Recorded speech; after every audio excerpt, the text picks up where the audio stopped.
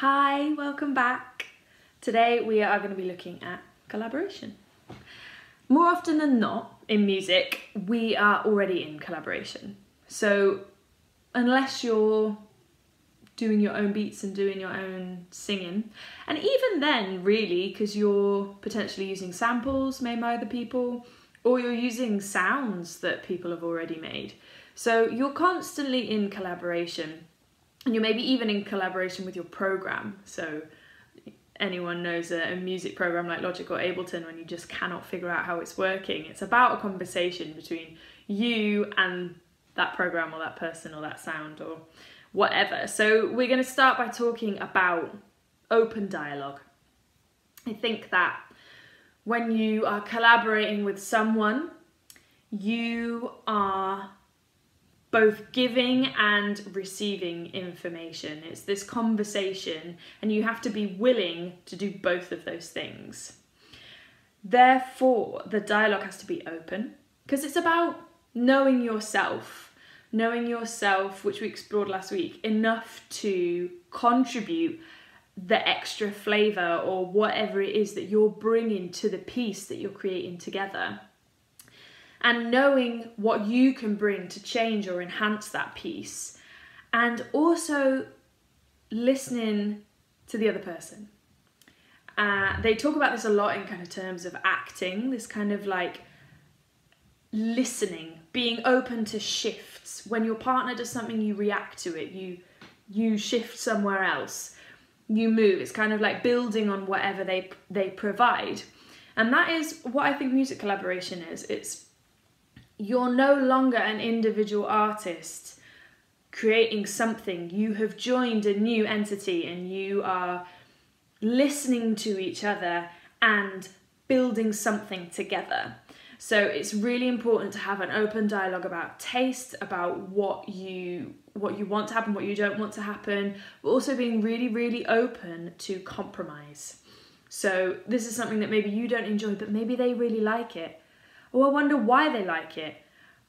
I respect them as an artist. They're really, really great. So there must be a reason behind this. So let's chat about it. So it's kind of like having that back and forth, which in order to do healthily requires a lack of ego.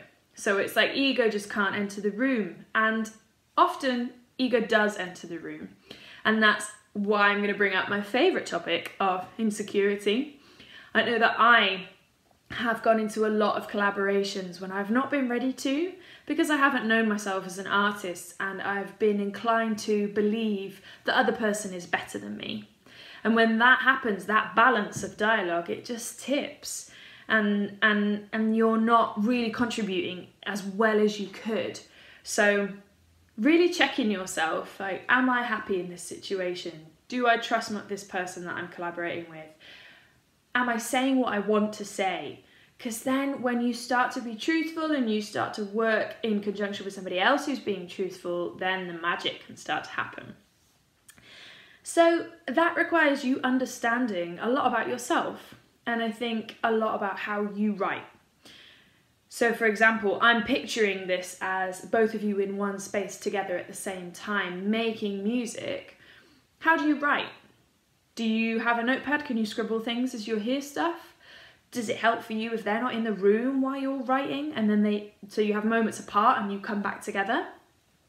And if you're separate from each other, if you're in different places as you would be at this time, do you need a week to come back with something? Or do you want to like be on Zoom together whilst you're writing? How does that work for you?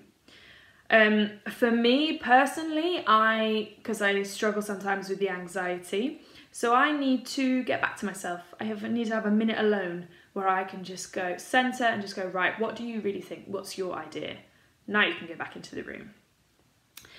A top tip of mine for collaboration would be learning to improvise.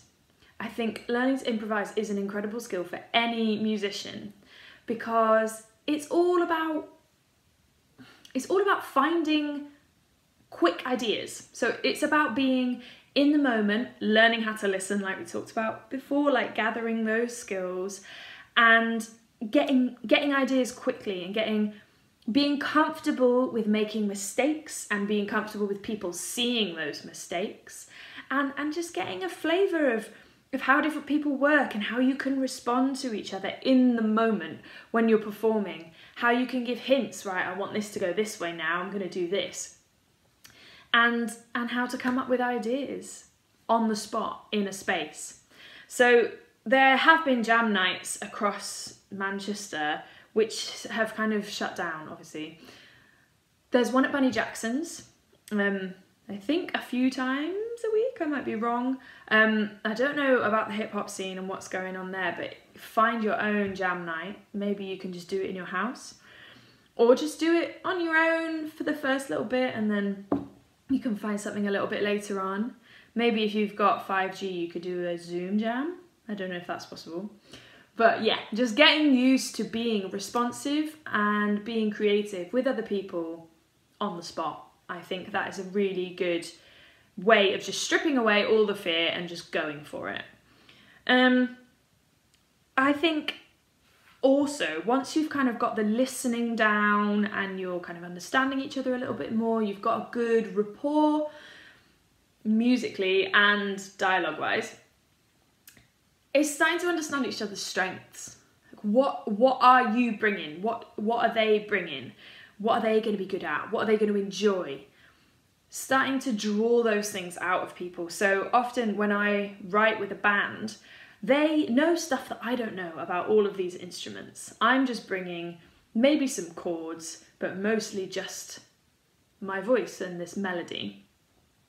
So I know what each one is interested in, what genres of music they're interested in, which bits they're going to tap into. So if I'm writing something that is indie in a particular way, then I know that my guitarist really enjoys kind of slightly heavier indie, but I know that the bass player enjoys kind of something that's a bit more poppy and a bit more funky. So it's about knowing who is going to bring what, and therefore going, right, well, I know that you'll do this well then.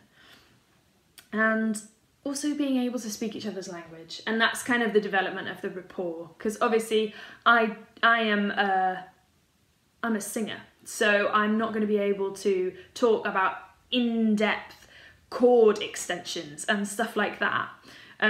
So it's about being able to go, right, well, I want this chord to feel like this, and this isn't quite right because it, and I'll be using fluffy descriptive words, and I need someone that can go, and it's my bass player in my band, that can go, she means this, and kind of translate it.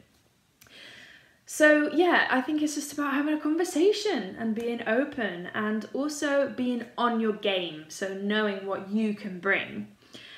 Another top tip of mine would be to explore genre. And if you can have a kind of more long-term collaboration with someone, that's always really helpful. So I had a collaboration with someone where we just made some electronic tunes, which we never released, for I don't know, like a couple of years. We'd meet up every week, and I would just have that regular time of discussion.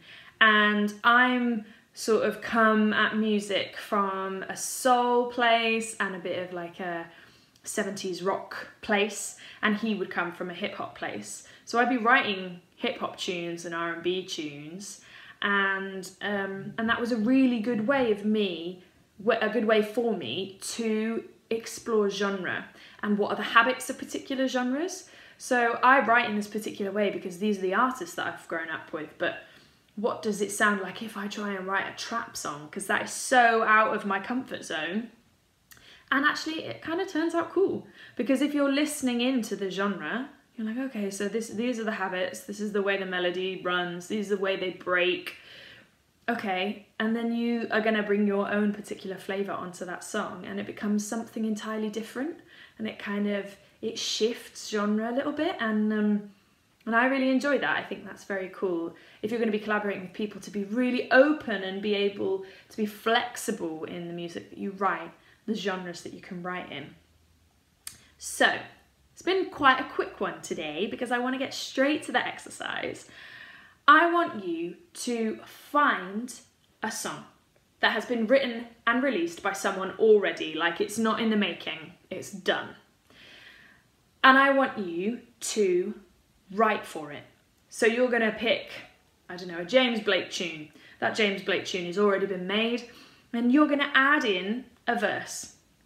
And if you can do it on a music program and you can cut it, that would be amazing. But if not, I just want you to add on a verse and record that verse over the top of whatever's playing.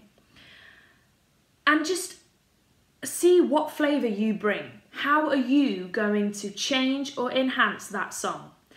I want you to be conscientious about it. This is not just you slapping on a verse to a tune. I want you to really listen to what's going on in that song and then hone in on the qualities, the sounds, the bits that you enjoy that could be drawn out, and go for it. And what can you add? I'd also like you to add some vocals to another part of the song, maybe the hook or the middle eight or something. So I want you to do one verse, which is just your writing, and I want you to join in literally into the mix of the vocals that are already happening in the tune at another point. Send them in, we'll talk about them. And yeah, if you have any questions other than that on collaboration, please let Sam know and I will do my very best to answer them. Have a great week, guys. Next time, my band are taking over and they're going to walk you through recording and editing live instruments into software. I'll see you soon. Bye.